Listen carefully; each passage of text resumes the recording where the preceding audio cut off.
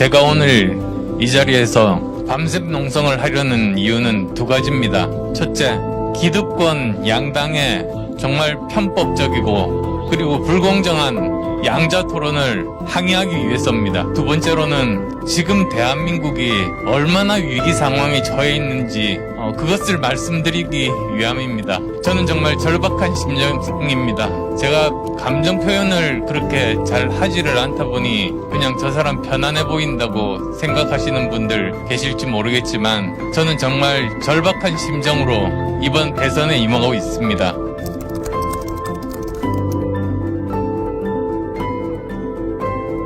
지금 이 추운 겨울에 안철수 후보께서 그 야외에서 농성을 하고 계신데요. 굉장히 안타까운 상황입니다. 국민 여러분들 앞에 선택지로서, 하나의 정당 선택지로서 저희 국민의당을 배제하겠다라고 하는 정치적인 의도로밖에 해석이 안 되고요. 두 당밖에 없다.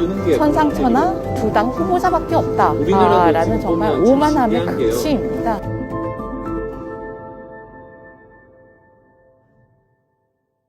오늘 시간이 아주 깁니다. 우선은 제 개인 스토리부터 좀 말씀드리고 싶어요.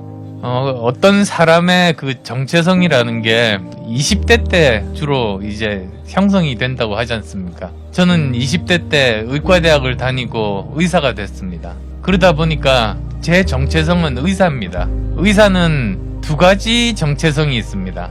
첫 번째는 인간 대 인간으로서 다른 사람을 도와주는 일을 하는 직업입니다. 바로 봉사, 공익을 위한 봉사, 그런 정체성을 가지고 있습니다. 두 번째 정체성은 문제 해결사입니다. 저는 마크롱처럼 하고 싶어요. 아시겠지만 프랑스 마크롱이 대통령으로 당선된 다음에 제일 먼저 한 일이, 그 사람은 저 국회의원도 없고 세력도 없었거든요. 아무도. 근데도 프랑스 국민들이 뭐 세력이 없으니까 저 사람한테 맡기면 불안하다 이런 생각 안 했어요. 그냥 그 사람이 당선되니까 그때부터 프랑스 전체에서 인재들을 네 편, 내 편이 이렇게 가리지 않고 좌파, 우파 가리지 않고 그 분야 최고의 전문가를 뽑아서 그 일을 맡긴 거죠. 그렇게 하다 보니까 프랑스에서 가장 고질적인 병이 있습니다. 프랑스 병이라고 하는 그 노동개혁을 못 해왔거든요, 프랑스가. 근데 그것까지 하게 됐어요. 그러니까 개혁도 성공하고 인재는 충분히 있습니다. 오히려 지금 기득권 양당 후보들은요, 빚진 사람들이 많아가지고 그 중에서 장관을 뽑을 수밖에 없어요. 인재풀이 좁아요. 신세진 사람이 많으면 갚아야 되거든요.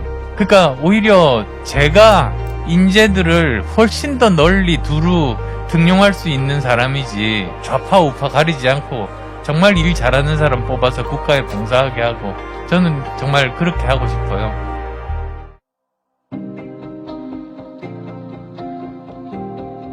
제가 한 회사 경영한 지 3년 정도 됐을 때였을 거예요. 그때 서울의 남부터미널이라고 있거든요. 근데 거기 골목에 모텔촌이 있었어요, 옛날에.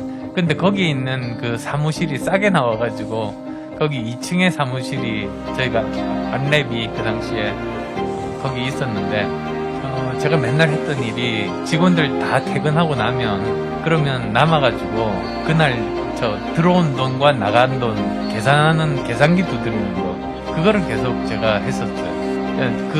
저 출납 회계 맡은 직원이 항상 몇십 원씩 틀려가지고 그거 검사하느라고 하고 있었는데, 이렇게 계산기 두드리고 있다가 갑자기 어느 순간에 내가 지금 뭐 하고 있는 거지? 이런 생각이 드는 거예요.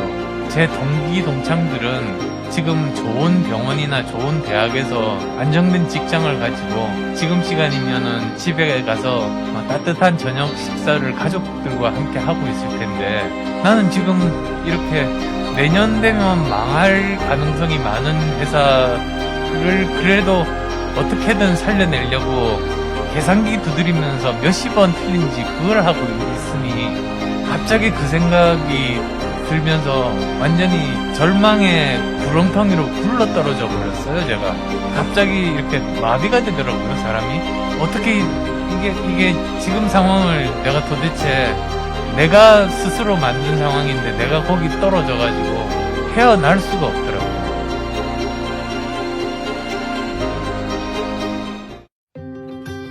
이렇게 자기 마음 다스리는 게 정말로 어렵더라고요. 내가 다시는 그렇게 안 돼야 되겠다 싶어서 저 나름대로 방법을 찾았어요. 남하고 비교하지 않는다. 제 비결 중에 하나가 절대로 내 지금 의대 동기들하고 나하고 비교를 하는 것, 그것만큼 덧없는 건 없더라고요. 길이 다른데. 그리고 또 남하고 비교해보면 항상 나보다 더 잘 되는 사람들이 숫자가 더 많잖아요. 그러다 보면 이게 견디기가 힘들어서 이제 절대 남하고 비교 안 해야지. 이제 그게 첫 번째였고. 두 번째는 마치 예를 들면 이런 거죠. 절벽이 있는데 절벽을 올라가야 돼요. 올라가고 있는 도중에 많이 올라왔다 생각하고 이렇게 위를 쳐다보면 봉우리가 안 보이는 거예요. 까마득하게 멀리 떨어져 있는 거예요. 그러면 절망적이잖아요. 그럴 때는 아래를 보면 돼요. 아래를 보면 그래도 내가 저 산 기슭부터 서서히 올라오기 시작해서 저 밑에 집도 작게 보이고 사람도 작게 보이고 내가 그래도 처음 시작할 때보다는 해놓은 게 있거든요. 그걸 보면은 그래도 용기가 나더라고요.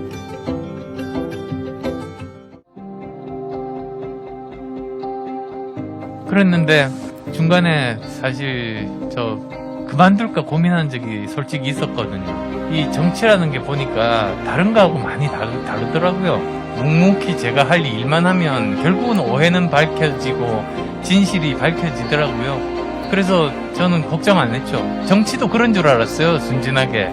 근데 정치에서 막 이렇게 이미지 조작하고 가짜뉴스에 대해서 설명을 안 하니까 오히려 그게 진실이 돼버리더라고요. 이미지 조작이 어떻게 일어나는지 예를 하나 들어드릴게요. 제가 국회의원 시절이었어요. 바로 여기 본청이거든요, 귀가. 여기서 나와서 제 자동차를 타고 출발을 했어요. 근데 갑자기 어떤 사람이 뛰어와서 달리는 자동차 문을 열더니 안에 의자에 앉아있는 제 사진을 팍팍 찍어서 도망치는 거예요. 그래서 깜짝 놀랐죠. 아니 달리는 차 문을 열고 사진 찍는 사람이 도대체 어디 있어요? 왜 저 사람 왜 저랬을까 하고 참 영문도 모르고 갔는데 그 다음날 아침에 대문짝만큼 그 사진이 실린 거예요. 그리고 그 사진 제목이 차문도 못 닫고 도망치는 안철수. 그래서 항의하고 그 사진을 내리고 그 설명을 바꾸던데 반나절 정도 걸렸는데요. 그동안에 종편에서 평론가들이 그거 가지고 뭐 거의 1시간 내내 저를 막 물고 뜯고 씻고 난리가 났어요. 그런 식으로 이미지 조작을 하는 거죠. 비겁한 사람처럼. 사실 저는 저만큼 용감한 사람 못 봤는데.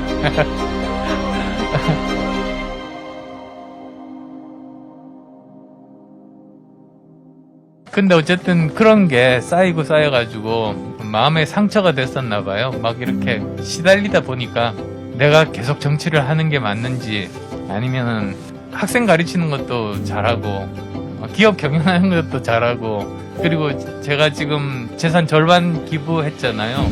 그래서 만든 그 동그라미 재단에서 매년 사실은 한 20억 정도 연구비들을 계속 이렇게 지원해주고 있거든요. 우리 인류를 위해서 꼭 필요한 프로젝트에.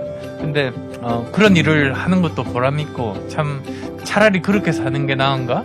이런 생각들도 했었죠. 근데 그래서 고민하다가 바티칸을 갔어요. 저 신부님께 고해성사하는 마음으로 이제 말씀을 드린 거예요.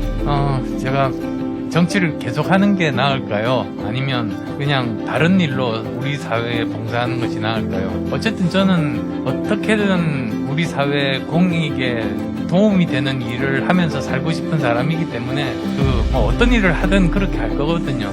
근데 그때 이제 그 턱슨 추기경님이 저한테 얇은 책자를 하나 주시는 거예요. 그래서 봤더니 1월 1일 날 프란치스코 교황님이 말씀하신 내용을 그 영어로 번역한 책자였어요. 거기에 그 정치에 대한 이야기가 나오는 거예요. 교황님이 정치에 대해서 이야기하셨다는 사실도 참 놀라웠는데 거기에 이렇게 돼 있었어요. 그러니까 정치라는 거는 가장 진실하고 고귀한 형태의 자선이고 헌신이고 봉사다. 이런 말이죠. 그러니까 그 구절을 딱 본 순간 제 머릿속에 이렇게 떠오르는 생각이 이런 거였어요. 사회에서 성공하고 편하게 살 수 있고 그럼에도 불구하고 자기 몸이 온통 진흙으로 더럽혀지고 모욕당하고 조롱당해도 진실한 마음을 잃지 않고 사회에 봉사하는 게 가장 진실한 형태의 봉사가 정치라는 거예요. 그래서 다시 시작하게 됐어요.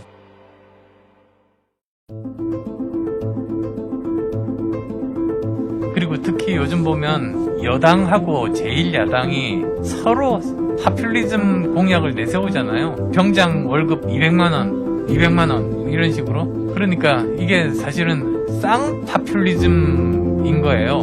근데 파퓰리즘의 특징은 국민의 돈으로 선심 쓰는 거잖아요. 그게 사실 돈이 어디서 나겠어요. 국민 세금, 그 다음에 국채 발행해서 빚으로 돈을 만드는 거지. 근데 그 빚은 누가 갚아요? 지금 20, 30대부터 20, 30대 아이들이 갚는 거거든요. 그래서 제가 이 문제에 대해서 정말 분노하고 이거는 반드시 고쳐야겠다고 생각하면서 지금 대선을 치르고 있는 중인데요.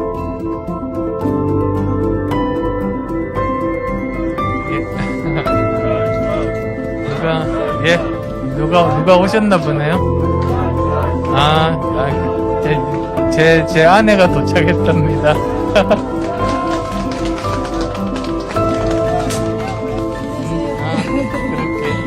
저도 들을게요, 옆에서. 아유, 추운데.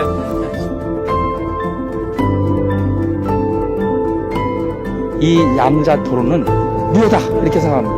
두 후보가 토론으로는 안철수 후보의 정책이나 비전을 이길 수가 없기 때문에 대한민국은 법치국가인데 법원에서 판결이 났음에도 편법으로 그렇게 하고자 하는 것들은 국민들을 무시하는 처사라고 생각합니다.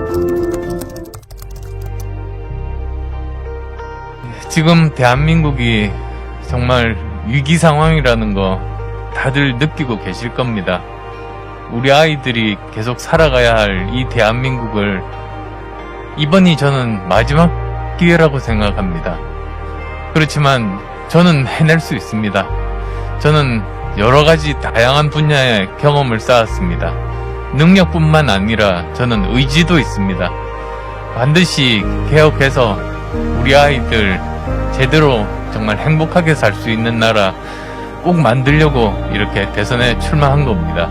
많은 분들이 그러시더라고요. 정권 교체 되어야 한다. 그리고 안철수 후보가 더 나은 후보라는 거 잘 알고 있다.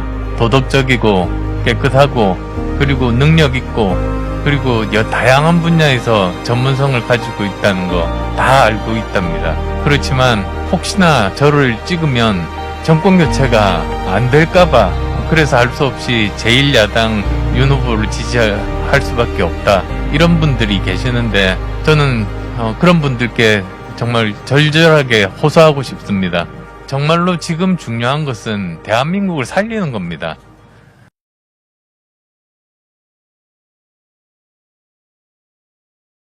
저는 여러분께서 모르는 남편 안철수에 대해서 조금 말씀드리고자 합니다. 제가 남편의 가장 단점으로 생각하는 거는요, 감정 표현이 서투릅니다. 그래서 사실 저는 벌써 30몇 년을 같이 살았고, 그 전에 이제 학교 다녔을 때 사귀었던 것까지 하면 이제 곧 있으면 40년 돼갈 것 같은데요. 그런 저도 간혹 힘든 거를, 굉장히 힘든 순간인데 힘든 걸 참고 있는데 모를 때가 있습니다. 그래도 제가 남편이 그동안 이렇게 찍었던 사진들을 가끔 볼 기회가 있습니다. 가까운 사람을 잃었던 사람 옆에 앉아있는 모습이라든지 병에 걸려가지고 앞날이 어떨지 모르는 그런 분들 옆에 앉아있을 때 간혹은 남편의 그 감정이 저는 최소한 느낄 수 있을 때가 있거든요. 그럴 때 이렇게 감정 표현을 하면 걷잡을 수 없을 것 같아서 이렇게 자제하고 있는 것 같아요. 너무 안타까운 마음이 커서 너무나 처참하게 이러한 울부짖음을 외면당하고 그렇게 믿지 않는 다른 사람들 때문에 정말로 이렇게 바닥에 떨어지는 것을 보면 또 한동안 사람들은 도전하기 어려울 것입니다. 여러분께서 안철수 후보를 믿어주시고 같이 해주시면 그것이 지금 이번에 일어날 수 있다고 생각합니다. 남편이 정치를 하는 이유는 다음 세대를 위한 것입니다. 특히 젊은 세대 여러분, 공약을 비교를 해보시면 누가 여러분을 정말로 걱정하고 여러분들의 미래를 위해서 싸울 사람인지 보실 수 있을 겁니다. 새로운 세력의 출혈을 막기 위한 자기들의 그 단합이라고 생각을 하고 절대로 용납할 수가 없습니다. 나를 찍으면 정권 교체가 안 될까봐. 국민들에게 그 정보조차 제공하지 않는 행위라고 생각하고 국민의 알 권리를 침해하는 굉장히 부당한 타운 토론이라고 생각합니다. 같이 토론을 해야 된다고 생각합니다. 이상입니다. 국민 여러분께서는 진영의 시각이 아닌 공정의 눈으로 누가 대한민국의 미래를 맡을 자격이 있는지를 냉정하게 지켜보시고 판단해 주시기 바랍니다. 대한민국 정말 이대로 가면 안 되지 않겠습니까? 어제 저녁부터 철야 농성 지켜봐 주시고 응원해 주신 국민 여러분께 다시 한번 깊은 감사의 말씀 드립니다. 여러분의 성원으로 이겨낼 수 있었습니다. 저 안철수는 앞으로도 열심히 그리고 당당하게 제 길을 묵묵히 가겠습니다. 고맙습니다.